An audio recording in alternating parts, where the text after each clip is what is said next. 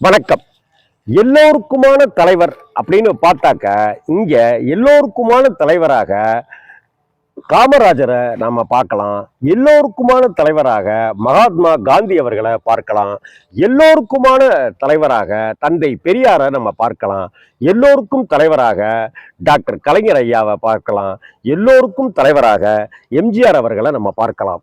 இப்படி இந்த கட்சிக்கு மட்டுமே உரியவர்கள், இந்த ஜாதியினருக்கு மட்டுமே உரியவர்கள் அப்படின்னு இவங்களை நாம ஒரு சொம்புக்குள்ளார அடைச்செல்லாம் வைக்க முடியாது. அப்படித்தான் இந்திய திரையுலகத்தை, இந்திய அரசியல் அமைப்பை பொறுத்த வரைக்கும், இந்த தேசத்தை பொறுத்த வரைக்கும் எல்லோருக்குமான தலைவராக பார்க்கப்படுபவர் தான் சர்தார் வல்லபாய் பட்டேல். அதே போல எல்லோருக்குமான தலைவராக பார்க்கப்படுபவர் தான் டாக்டர் அம்பேத்கர். டாக்டர் அம்பேத்கருடைய ஜாதியை வைத்து அவர் இந்த சாதிக்கு உரியவர் அப்படின்னு நாம சொல்றத போல ஒரு முட்டாள்தனம், பைத்தியக்காரத்தனம் எதுவுமே கிடையாது. வஉசி அவர்களை இந்த சாதிக்காரர்கள்னு இப்பதான் நம்ம பேச ஆரம்பிச்சிருக்கிறோம். மகாகவி பாரதியார இந்த ஜாதிக்காரர்னு நாம இப்பதான் நினைச்சிட்டு இருக்கிறோம். பசும்பொன் முத்துராமலிங்க தேவரையாவை இந்த ஜாதிக்குரியவர்னு மட்டும் இப்பதான் நம்ம குறுக்கி வச்சு பார்க்கிறோம். நம்ம இப்படி குறுக்கி வச்சு பார்க்கிற கிறுக்கு புத்திகளோட அலைந்து கொண்டிருக்கிற இந்த காலகட்டத்துல எல்லோருக்குமான தலைவர் அம்பேத்கர் அப்படிங்கிற நூல் வெளியீடுங்கிறது ரொம்ப சந்தோஷமான, ரொம்ப பாராட்டுக்குரிய விஷயம்தான். முதல்ல அந்த நூல் படைப்பாக்கம் செய்த அத்தனை பேருக்கும் நாம நன்றியையும் வாழ்த்துக்களையும் தெரிவிச்சுக்கலாம். ஆனால் அம்பேத்கர் ஒரு அரசியல் அமைப்பு, சாசன சட்டங்களையே உருவாக்கி கொடுத்தவர். அவருடைய புத்தக வெளியீட்டு விழாவை ஒரு அரசியல் மேடையாக, ஒரு அரசியல் விழாவை போல ஒரு ஒரு கலைஞர்களுக்கு, நடிகர்களுக்கு, அவங்களுக்கெல்லாம் பிறந்தநாள் விழா, பாராட்டு விழா நடத்துவதை போல ஒரு வேறு ஒரு துவனியில அது போனதுதான் எனக்கு மிகப்பெரிய வருத்தத்தை கொடுக்குது. இந்த விழாவை நடத்திய அந்த நிறுவனமாக இருக்கட்டும், அந்த பத்திரிகை நிறுவனமாக இருக்கட்டும், 98 வருட பாரம்பரியம் கொண்ட அந்த நிறுவனம் இப்படி ஒரு செயலை ஏன் செஞ்சது அப்படிங்கிறது தான் எல்லோருடைய மனசுலையுமே இருக்கு. இன்னும் சொல்ல போனாக்க அம்பேத்கருடைய பேரன் அந்த விழாவுக்கு வந்திருக்காரு. அதையெல்லாம் தொகுத்த அந்த பத்திரிகையினுடைய படைப்பாக்கம் கொண்ட அந்த மனிதரும் அங்க வந்திருக்கிறாரு. சமீபத்தில் எனக்கு சினிமாவே வேணாம், இனிமே நான் அரசியலுக்கு தான் வரப்போறேன் அப்படின்னு சொல்லி போன வருஷம் சொல்லி இந்த வருஷம் கட்சி ஆரம்பிச்சு மாநாடு நடத்தி இன்னைக்கு தலைவராகிவிட்ட விஜய் அவர்களும் அந்த விழாவுக்கு வந்து முக்கிய பங்கு, சிறப்பு விருந்தினராக அவர் அலங்கரிக்கிறாரு. அந்த பத்திரிகையினுடைய ஆசிரியரும் அந்த வந்து உட்கார்ந்துருக்கிறாரு. இதை தாண்டி நீதிபதி சந்துரு ஐயா அவர்களும், நாயகம் சந்துரு ஐயா அவர்களும் இந்த விழாவில் வந்து உட்கார்ந்துருக்காங்க. ஆனால் இந்த விழாவுக்கு வருகன்னு சொன்ன அந்த 98 வருட பாரம்பரியம் மிக்க அந்த பத்திரிகையுடைய ஆசிரியர் இந்த அம்பேத்கரை பற்றி எத்தனை வரிகள் பேசினார், அம்பேத்கரை எந்த வகையில பாராட்டினார் அப்படிங்கிறத நீங்க அந்த வீடியோவை பார்த்தாலே உங்களுக்கு தெரியும். கிட்டத்தட்ட அம்பேத்கரை எல்லாம் அப்படியே ஓரங்கட்டிட்டு விஜய் அவர்களை தூக்கி கொண்டாடினது தான் இந்த இடத்துல பார்க்கப்படுது. இங்க சங்கீடு சொல்ற விஷயத்தையும், சொம்பு தூக்குற விஷயத்தையும் இந்த மேடையில பேசுவதற்கான விஷயங்கள் இந்த மேடை கிடையாது அப்படிங்கிறது என்னுடைய அபிப்பிராயம். ரைட்டு. அம்பேத்கர் பேரன் அவர்கள் ரொம்ப அழகா ஆங்கிலத்துல சொன்ன பல விஷயங்கள் அர்த்தம் பொதிந்தவையாகவும், அம்பேத்கர் இந்த உலகுக்கு, இந்திய திருநாட்டுக்கு அவர் எந்த அளவுக்கு அவசியமானவர்கிறதையும் ரொம்ப அழகா சொன்ன விதத்திலையும் அதுவும் பாராட்டுக்குரியது. அம்பேத்கர் பேரன் நம்ம தமிழ்நாட்டுக்கு வந்திருக்கிறாருங்கிறதே நமக்கு சந்தோஷமான விஷயம். இந்த அம்பேத்கர் விழாவில் அந்த படைப்பாக்கம் செய்த விடுதலை சிறுத்தைகள் கட்சியை சேர்ந்த துணை பொதுச் செயலாளர்கள்ல 10ஓடு 11ஆக இருக்கிற அந்த மனிதர் இந்த விழாவுக்கு வந்துட்டு ஒரு கட்டத்துல அவரை பற்றி சொல்லிட்டு அம்பேத்கரை அம்போன்னு விட்டுட்டு அவர் விஜய்க்கு சொம்பு தூக்குற வேலையில தான் இறங்கினாருங்கிறதையும் அந்த அந்த வீடியோவை பார்த்தாலே எல்லாருக்குமே தெரியும். இதை விட்டு இப்ப எங்க அப்பா மாதிரி வருமா அப்படின்னு நான் சொன்னாக்க தானே அது பெருமை. ஆனா விடுதலை சிறுத்தைகள் கட்சியில இருந்துகிட்டு திருமாவளவன் மாதிரி வருமா அப்படின்னு சொல்லாம விஜய் மாதிரி வரவே வராதுன்னு அந்த சொன்னதுக்குள்ளார இருக்கிற 1000 அரசியல் கேவலங்கள், அவலங்கள் அங்க அரங்கேற்றப்பட்டுச்சு அப்படிங்கிறதையும் நாம பார்க்கணும். அவர்தான் ஒரே மாபெரும் தலைவர் அப்படிங்கிற மாதிரி இந்த தேசத்துல, தமிழகத்துல இதுவரைக்கும் அப்படி ஒரு தலைவரே இல்லைங்கிற மாதிரியும், விஜய் தான் இந்த தமிழ்நாட்டையே அப்படியே மாற்றி கொண்டு வந்துடக்கூடியவர் அப்படிங்கிற துவனிலையும் ஏன் இப்படி அவர் விஜயை தலையில தூக்கி வச்சுக்கிட்டு இப்படி கொண்டாடுறாரு அப்படிங்கிறதும் தெரியல. போன வருஷம் கட்சி பேரை சொல்லி இந்த வருஷம் மாநாடு நடத்தி இதற்கு பிறகு என்ன பண்ண போறோம்னே தெரியாம இருக்கிறாங்க. மன்னராட்சி ஒழிக்கப்படணும், மன்னராட்சி ஒழிக்கப்படணும் அப்படின்னு சொல்றாங்க. இந்திய தேசத்தை பொறுத்த வரைக்கும் ஏன் எந்த வெளிநாட்டு உட்பட எந்த தேர்தல் விஷயமா இருக்கட்டும், எந்த கட்சியா இருந்தாலுமே அந்த கட்சியில ஒரு அப்பா இருப்பாருனாக்க பையனும் இருக்கிறது அப்படிங்கிறத பார்க்கலாம். நிறைய இடங்கள்ல கணவன் ஒரு கட்சியாகவும் மனைவி ஒரு கட்சியுமாவும் இருக்கிறத, அம்மா ஒரு கட்சியில பையன் ஒரு கட்சியில இருக்கிறதையும் நம்ம பார்த்துருக்குறோம்.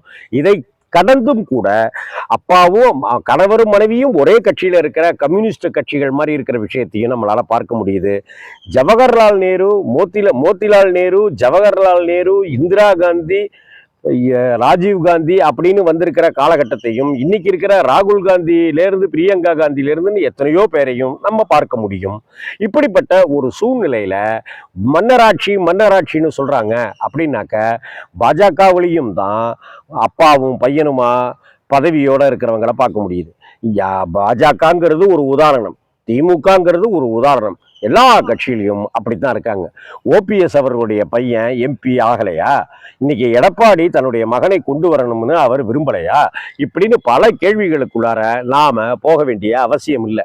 இதற்கு அடுத்து இந்த தமிழக வெற்றி கழகத்தினுடைய தலைவர் திரு விஜய் அவர்கள் பேசிய பேச்சு எல்லாமே ரொம்ப அழகான ஸ்கிரிப்ட் அப்படின்னு தான் சொல்லணும். பொதுவா இப்ப சினிமாவுக்கு எப்படி அவர் ஆடியோ விழாவில் ஒரு ஸ்கிரிப்டை வச்சுக்கிட்டு அவர் பேசுவாரோ அதே போலதான் மாநாட்டிலையும் விஜய் அவர்கள் பேசினாருன்னு எல்லாருமே சொல்றாங்க. அதே போல இந்த விழாவிலையும் அவர் அப்படித்தான் ஸ்கிரிப்டை வச்சுக்கிட்டு பேசினாரு. அந்த ஸ்கிரிப்ட்ல கூட அம்பேத்கரை பத்தி ஒரு 2 விஷயங்களை சொல்லிட்டு பாக்கி விஷயங்கள் எல்லாமே சொல்றாரு. தவிர திருமாவளவன் கூட்டணியினுடைய கிடுக்கி பிடியில இருக்கிறாரு, கூட்டணியினுடைய நெருக்கடியில இருக்கிறாரு, அதனால அவர் திருமாவளவன் இங்க வரல, அவருடைய மனசு இங்கதான் இருக்கும், அவருடைய மனசாட்சி இங்கதான் இருக்கும் அப்படின்னு சொல்றாரு.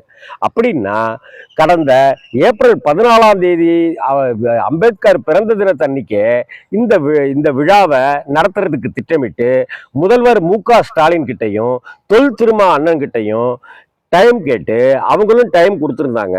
ஆனா ஏப்ரல் 14 ஸ்டாலின் அவர்களும் திருமாவர்களும் இந்த விழாவுக்கு நாயகர்களாக இருந்து இந்த புத்தகத்தை வெளியிடுவதாக இருந்தது.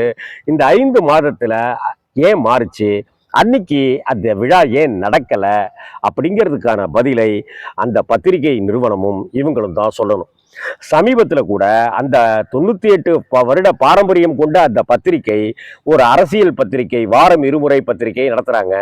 அதுல ஒரு பிட்டு ஒன்று போட்டிருந்தாங்க. இதை ஒரு கிசு பாணியில போட்டிருந்தது தான் எனக்கு காமெடியாக கிச்சு மூட்டுற மாதிரி இருந்துச்சு. தாவேகா தலைவர் பேர் சொல்லலை, தாவேகா தலைவர் சமீபத்திய புயல் மழையால பாதிக்கப்பட்ட மக்களை நேரடியா சந்திச்சு அவங்களுக்கு ஆறுதல் சொல்லி உதவிகள் செய்யறதா இருந்தாராம். ஆனா இப்ப நடக்கிற அட்ராசிட்டிகள் இதெல்லாம் பார்த்துட்டு அது போனாக்க ஏதாவது சிக்கல்கள் வரும் அப்படிங்கிறதுனால அவர் போறதை தவிர்த்துட்டு சம்பந்தப்பட்டவங்களுக்கான உதவிகளை அவர் மறைமுகமா செய்தாராம் அப்படிங்கிற ஒரு விஷயத்த ஏன் கிசு பாணியில ஏயா சொல்றீங்க அப்படிங்கிற ஒரு என்னையா ஒரு காலத்துல இந்த பத்திரிகைலாம் எப்படி இருந்துச்சு அப்படிங்கிற மாதிரியான விஷயத்தை தான் எனக்கு இது காமெடியா பண்றீங்களேயா அப்படிங்கிற மாதிரி ஆக்கி விட்டுச்சு. தமிழக வெற்றி கழக தலைவர் விஜய் அவர்கள் புயல் முறையில பாதிக்கப்பட்ட மக்களையும் அந்த இடங்களையும் நேரடியாக போய் பார்க்கலான்னு இருந்தாரு. அப்ப போய் பார்த்து நலத்திட்ட உதவிகளை கொடுக்கலான்னு இருந்தாரு. ஆனா இப்படியான சில சிக்கல்கள்னால அவர் நேரடியா போகலன்னு சொல்லிட வேண்டியதுதானே இதுல என்னப்ப. ஆக சமீப காலங்கள்ல விஜய்க்கு சொம்படிக்கிற வேலையை இந்த பத்திரிகை செய்தோ அப்படின்னு அரசியல் வட்டாரங்கள்ல தெளிவா பேசி ட்விட்டர்லாம் போட்டுட்டு இருக்காங்க. இது ஒரு பக்கம் இருக்க, இந்த அம்பேத்கர் எல்லோருக்குமான தலைவர் அம்பேத்கர் அப்படிங்கிற தலைப்புக்கு உகந்த வகையில எனக்கு தெரிந்து நீதி வழுவாமல் பேசிய ஒரே மனிதர் யாருன்னாக்க நீதி நாயகம் சந்துரு ஐயா அவர்கள் தான். சந்துரு ஐயா அவர்கள் தான் அம்பேத்கர் அவருக்கு கிடைத்த ஒவ்வொரு சம்பளம் கிடைக்கிற வேலைகளை எப்படி தூக்கி எறிகிறாரு, தனக்கான பதவிகளை வேணாம்னு எப்படி தூக்கி எறிகிறாரு, தனக்கு கிடைத்த பதவியை வைத்துக்கொண்டு இந்த மக்களுக்கு என்னென்ன விஷயங்கள் எல்லாம் செஞ்சாரு அப்படிங்கிறதையும் இந்த அரசியல் அமைப்பு சட்டத்திலேயே இன்னைக்கு அரசியலமைப்பு சட்டம்ங்கிற ஒரு அம்பேத்கர் வகுத்து தந்த சட்டமே மூழ்கடிச்சிட்டு பாஜக வேற ஒரு விஷயத்தை கையில் எடுத்துக்க போகுது. இது மிகப்பெரிய பின்னடைவை, மிகப்பெரிய மோசமான விளைவை இந்திய நாட்டுக்கு தரும்னு நீதிபதி சந்துரு அவர்கள் அந்த மேடையில தெளிவா பேசுறாரு.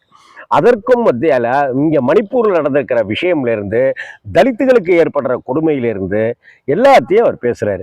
ஒவ்வொரு சட்டத்தையும் அவர் எப்படி ஆய்ந்து ஆய்ந்து ஆய்ந்து பகுத்து பகுத்து பகுத்து சட்டத்தை உருவாக்கி இருக்கிறார் அம்பேத்கர்ங்கிறதையும் சந்துரு ஐயா சொல்ல சொல்ல சொல்ல சொல்ல எல்லோருக்குமான தலைவர் அம்பேத்கர் அப்படிங்கிறதுக்கு உண்டான பொருத்தம் அந்த இடத்துல தான் தெரியுது. ஆக இந்த விழாவை நீதிபதி சந்துரு ஐயா தான் ஏதோ ஒரு வகையில இந்த விழாவுக்கான நியாயங்களை கற்பித்திருக்கிறாரு. இந்த புத்தகத்துக்கான அம்பேத்கருக்கான பெருமையை அவர் மட்டுமே நிலைநாட்டினார் அப்படின்னு நம்ம பார்க்க வேண்டியிருக்கு. இப்ப திரும்பவும் ஆரம்பிச்ச இடத்துக்கே நான் வரேன். அம்பேத்கர் ஒரு குறிப்பிட்ட இனத்துக்கான தலைவர் அப்படின்னு நினைச்சிட்டு இருந்தா அதை நாம மாத்திக்கணும். தந்தை பெரியார் அவர்கள் ஒரு குறிப்பிட்ட விஷயத்துக்கான தலைவர் அப்படின்னு நினைச்சிட்டு இருந்தா நம்ம மாத்திக்கணும். ராஜகோபாலாச்சாரி அவர்கள் குறிப்பிட்ட இனத்துக்குத்தான் அவர் தலைவர் அப்படின்னு நினைச்சிட்டு இருந்தா நம்ம மாத்திக்கணும். பேரறிஞர் அண்ணா குறிப்பிட்ட இனத்து கட்சிக்கான தலைவர் தாங்கிறதையும் மாத்திக்கணும். புரட்சி தலைவர் எம்ஜிஆர் அவர்கள் அப்படி குறிப்பிட்ட மக்களுக்கான தலைவர், காமராஜர் ஐயா அவர்கள் குறிப்பிட்ட இனத்துக்கான தலைவர், பக்தவத்சலம் ஐயா அப்படின்ட்டுலாம் நம்ம நினைக்க தேவையில்லை. இன்னைக்கு சங்கரையா மாதிரியானவர்கள், இன்னைக்கு நல்லக்கண்ண ஐயா மாதிரியானவர்கள், இன்னும் எத்தனையோ பேர் இந்த நாட்டில் எல்லோருக்குமான தலைவர்களாக வாழ்ந்திருக்கிறார்கள், வாழ்ந்து கொண்டிருக்கிறார்கள், இன்னும் வாழ்வார்கள், வருவார்கள். அப்படியான எல்லோருக்கும் தலைவராக இருக்கிறத விட்டுட்டு திமுக கூட்டணியை உடைக்கணுங்கிறதுக்காகவோ அல்லது திருமாவளவனை தன் பக்கம் சேர்த்துக்கணுங்கிறதுக்காகவோ ஒரு அரசியல் கபட நாடக வேடங்களை போட்டுக்கிட்டு நடத்துகிற இந்த விஜயினுடைய அரசியல்ங்கிறது இன்னும் போக போக என்னென்ன வகையிலெல்லாம் பல்லிக்குமோ அப்படின்னு தெரியல.